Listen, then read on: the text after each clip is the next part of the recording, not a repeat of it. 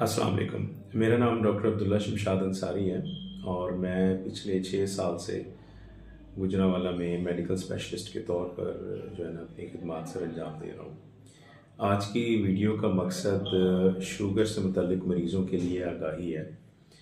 Clinic में हम बहुत से मरीज़ों को ऐसा देखते हैं जो कि हमसे ये सवाल पूछते हैं कि डॉक्टर साहब हमें जो शुगर है वो कौन सी वाली है?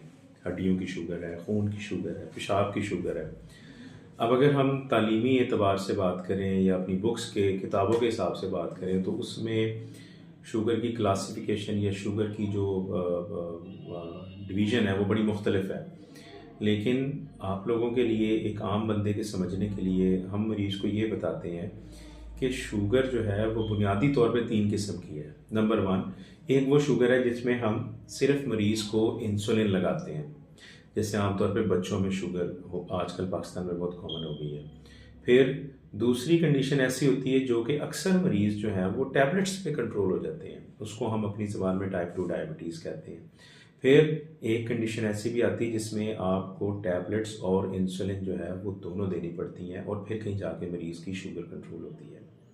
अब सारी बात इस वक्त आती है, पेशेंट को एक चीज़ की बड़ा खौफ होता है कि जी मैं इंसुलिन मुझे लग जाएगी या मैं इंसुलिन मतलब सारी ज़िंदगी के लिए लगाऊंगा। तो उसमें यह है कि बेसिकली इंसुलिन इसलिए दी जाती है कि शुगर का बीमारी का बुनियादी जो वजह है वो ये है कि हमारे जिस्म के अंदर इंसुलिन या तो बन नहीं रही होती या अगर बन रही होती है ना तो वो अपना काम प्रॉपर कर नहीं रही होती। इसको हम कहते हैं कि इंसुलिन की सेंसिटिविटी कम हो गई है।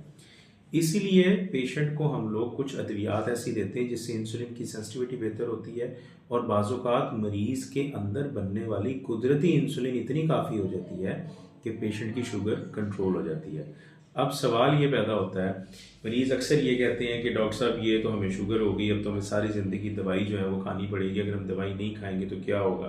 तो जी ये चीज़ अब किसी से भी जो है ना वो छुपी हुई नहीं है कि शुगर जो है वो बज़ाते खुद बीमारी नहीं है। मैं फिर कह रहा हूँ, शुगर बज़ाते खुद इतनी बड़ी बीमारी नहीं है, लेकिन उसके साथ होने वाले जो मसाइल हैं वो बहुत बड़े परेशान कुन हैं। जैसे फालिज का जो मर्ज़ है वो शुगर के साथ जुड़ा हुआ है, ठीक है। दिल के अमराज, गुर्दे के अमराज, जिगर मैदे के अमराज, हाजमे के अमराज, हाथ पाँव का सुन हो जाना और मर्दों में मर्दाना कमज़ोरी हो जाना, औरतों में बांझपन का आ जाना, बच्चियों के चेहरे पे दाढ़ी मूंछ का आ जाना, पॉलीसिस्टिक ओवरीज हो जाना, ये सारी चीज़ें आपस में ना इंटरलिंक्ड हैं।